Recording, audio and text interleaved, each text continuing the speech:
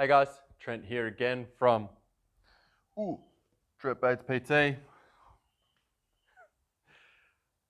Anyway, I have the start of our macronutrient series. Okay, we're going to go through episode 1, which is protein. Okay, flash. I love protein too. Hey man, I love protein. Hey, I got you guys some protein. Protein. Anyway, I'm going to start off. I'm going to read off my laptop as per usual, just because it's easier for me to tell you guys how it is. Okay, so macronutrients or macros are the three basic nutrients that give us energy and help with bodily functions such as hormone production, muscle building, fat burning, brain function, etc. And they just supply everything for the body. We have three big ones, which is protein, carbs, and fats. And one of the other ones is alcohol, but we're not going to count that because you shouldn't really be drinking alcohol if you've got a specific body goal to obtain. All right. Macros are not to get confused with micronutrients, which is things like minerals and vitamins. So let's get straight into it, which is the most important one, which is protein. All right. What is protein? So protein is made up of amino acids, which are the basic sort of building blocks for muscle building. Okay, so protein is a big long chain, and you've got amino acids along that chain. More amino acids create a protein molecule. All right, it's the most important macro out of all the macros that we've got for your macronutrient consumption. It equals to about 4 calories per gram and accounts for 20 to 40% of your total macros. Okay, so protein, like some really good sources for that is like fish, beef, chicken, eggs, supplements, lamb, milk, beans, tofu. All right, so I'll give you a quick little one on a study. All right, that I found a study that was. The effect of whey protein in conjunction with calorie-restricted diet and resistance exercise.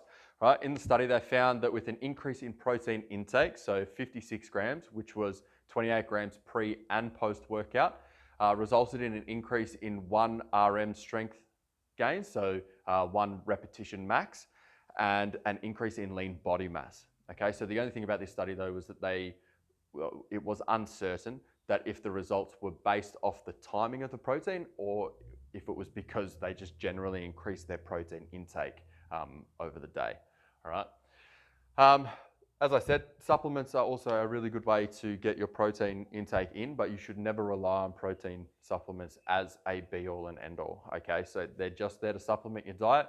If you are running low on protein for the day, go and grab a shake and get it down. That's absolutely fine. Okay. Another benefit of protein is that it has a higher thermic effect than carbs and fats. And what a thermic effect means is that your body requires more energy to digest and process the macronutrient. Okay, so what have I written here? The thing about protein is that its thermic effect is upwards of 5 times that of carbs and fats. Okay, so protein is 20 to 35% of calories burned through processing.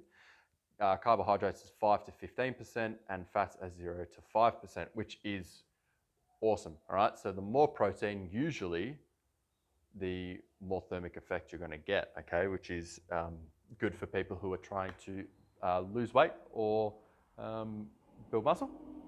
All right, so basically, to calculate your protein intake, all right, there's a little bit of math here that I did, and I'm terrible at math, but I know how to count weight plates and I know how to count macros. So we're sweet. All right, so ideal protein intake is about 1.6 to 2.7 grams per kilo of body weight. Okay, so that's a very big range. All right, we're going to just base it off me and how much I weigh at the moment. All right, but then I'll get down to here, which is where I'm actually at. So I weigh 80 kilos. All right, we're going to go 2.7 times 80, which is 217 grams. All right, 217 grams by 4 calories equals 864 calories. So that is your main calorie goal for the day. All right. For me though, because I'm cutting and preparing for a show, I'm going to keep that just a smidge bit lower, just because my body works quite well with like around 200 grams of protein. I tend to be building muscle quite well, and then too much just kind of upsets my stomach a little bit. All right, so based on 2,000 calories, which is what I'm currently eating, 2,000 calories at 40%, like we've written here, equals 800 calories. All right, divide that by 4, gives you about 200 grams of protein per day. All right, so what you want to try and do is get a range of where you feel like you're really good, right? This 1.6 to 2.7 grams is usually based on like if you're quite lean. So if you're very overweight, this per kilogram isn't going to relate to you. So if you're 100 kilos and you're going to times that by 2.7, you're going to get a lot of food, right? And if you know that you're quite overweight, then this isn't going to work for you. Then you should probably go based on lean muscle mass.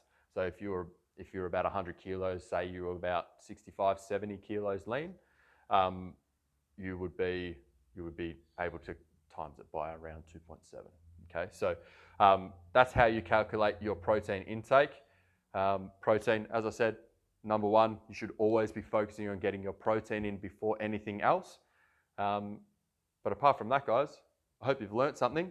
And this is Trent from Trent Baines PT. I'm going to flex again because I always do. That's my thing. And I will speak to you later. Bye.